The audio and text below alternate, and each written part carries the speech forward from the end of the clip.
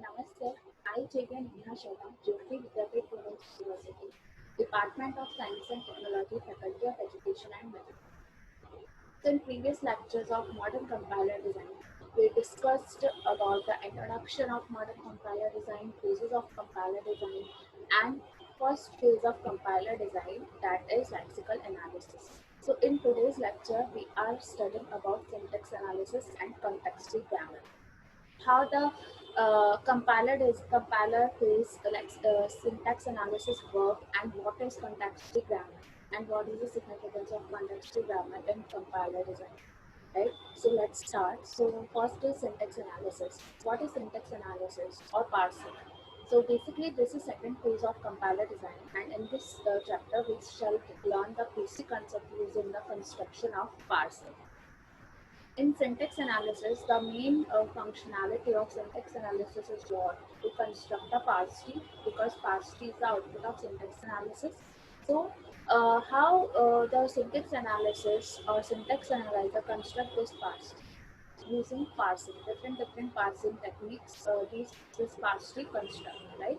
So let's start. We have seen that lexical analyzer can identify token with the help of regular expression and pattern, but lexical analyzer cannot check syntax of a given sentence due to limitation of regular expressions, because regular expressions cannot check balancing tokens such as parentheses. Therefore, this phase uses contextual grammar, which is recognized by push down automata.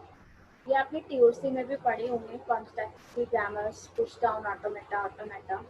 ठीक है, फिर भी हम एक बार इनको recall कर लेंगे दोबारा से, इनको एक बार डिस्कस कर लेंगे ताकि आपको याद आ जाए कि बेसिकली किस तरीके से ये काम करता है। लाइक रेगुलर एक्सप्रेशन है, कॉन्टेक्स्चुअल ग्रामर तो हम पढ़ ही रहे हैं इस लेक्चर में, and push down automata also, right?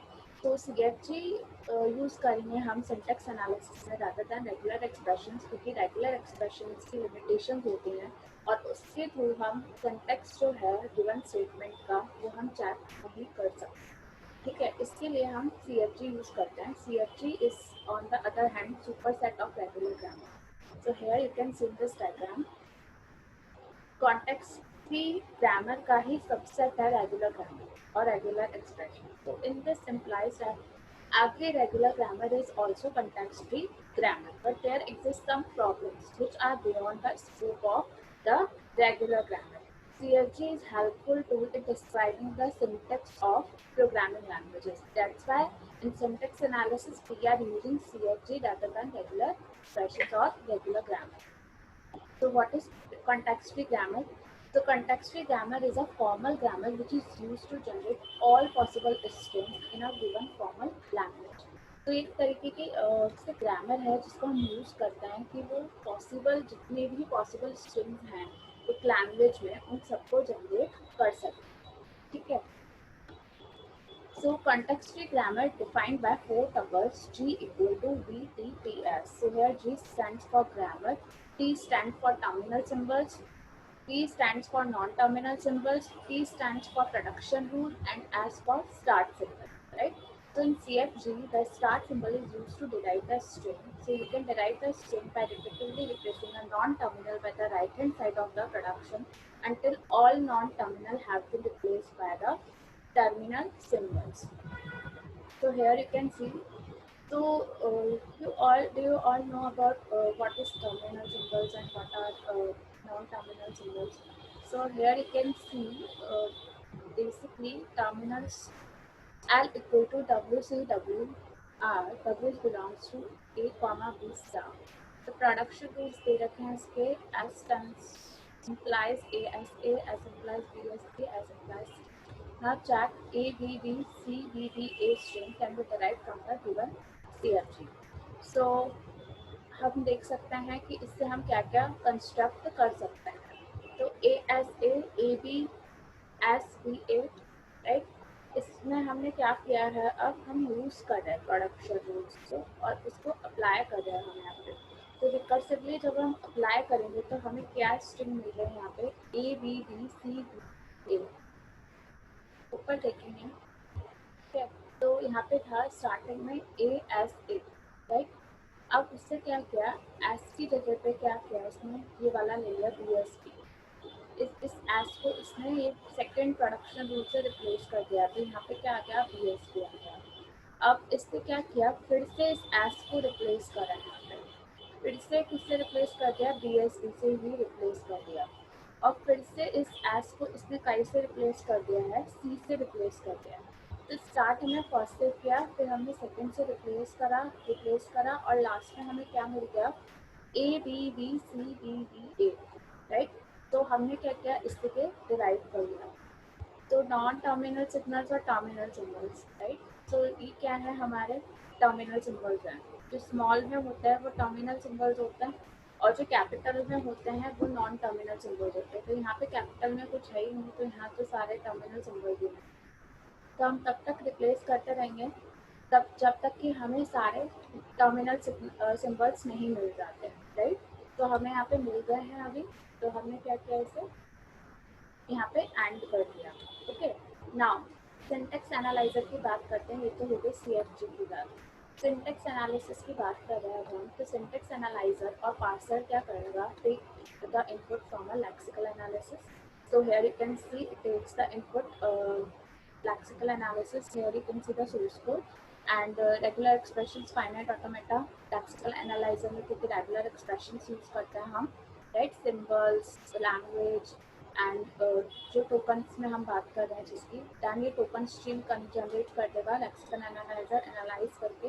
ये टोकन स्ट्रीम सिंटेक्स एनालाइजर को मिलेगी और इसके साथ में क्या जाएगा, इसमें कॉन्टेक्स्चुअल ग्रामर, क्योंकि यहाँ पे हम रेगुलर एक्सप्रेशंस को यूज़ नहीं करते due to certain limitations. Syntax analyser भी जनरेट करेगा token stream, right.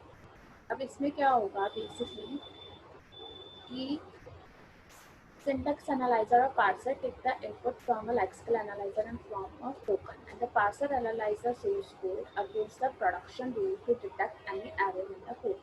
And the output of phase is what, parsed, right? So this way, parser accomplishes two tasks. First, parsing the code, looking for errors, and then generating a parse tree as output of the phase. So parsers are expected to parse the whole code even if some error exists in the program. Parser use error recovery strategies which we will learn in the later chapter. Okay, later in this chapter. So first, here you can understand what is the derivation, right? So derivation is basically sequence of production rules in order to get the input stream during parsing, and we can take two decisions for some sentimental form.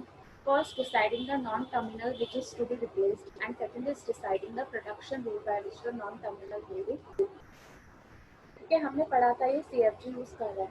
CFG में हमें करना यही होता है कि हम non terminal symbols को terminal symbol से रिप्लेस करें। तो इसको रिप्लेस करने के लिए हमने क्या किए थे, प्रोडक्शन रूल्स फॉलो किए थे। इन अबव एग्जांपल हमने किया था यहाँ पे।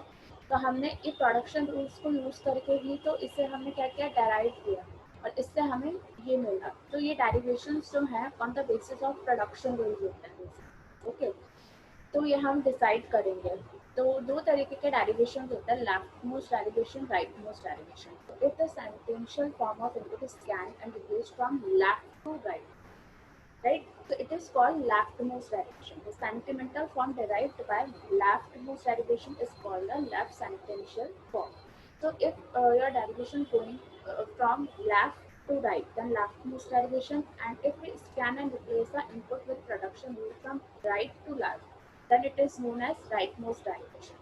And sentential form derived from the rightmost derivation is called right sentential form.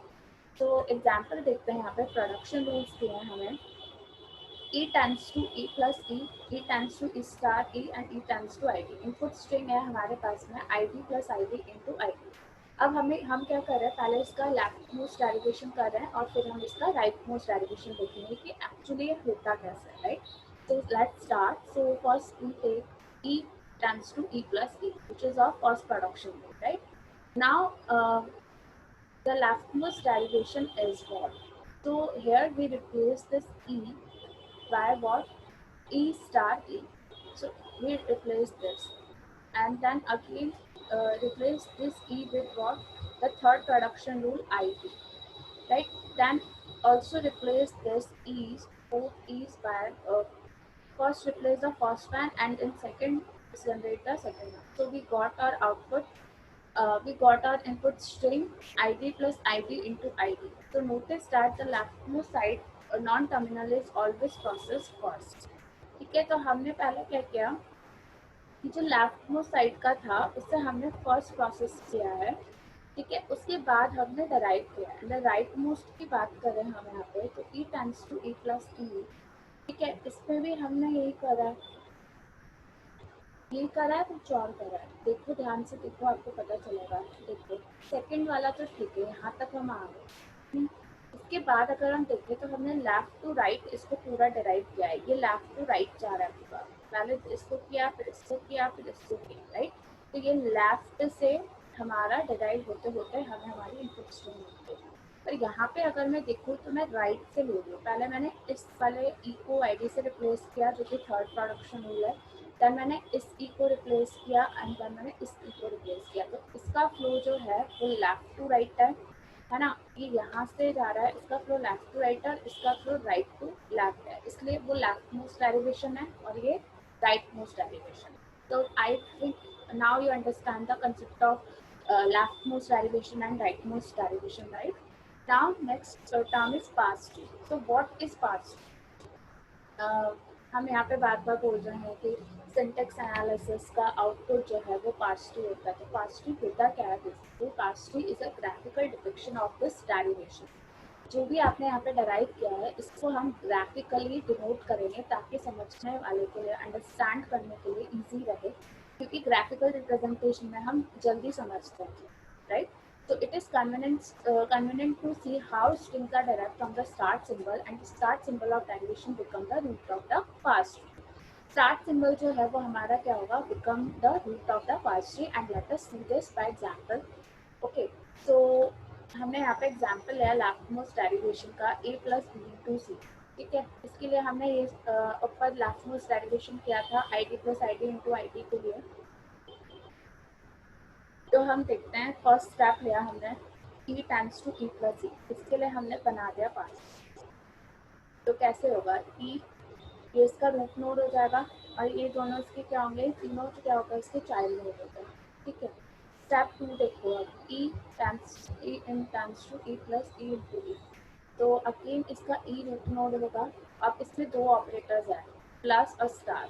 हमें पता है स्टार की प्रेसिडेंसी ज़्यादा है। और एक और चीज़ हम देखेंगे यहाँ पे, हमने पहले किसको किया है, ठीक है। तो स्टार की प्रेसिडेंसी ज़्यादा होती है तो पहले हम स्टार को लेंगे, दैन ई स्टार ई, दैन ई प्लस ई, ठीक है।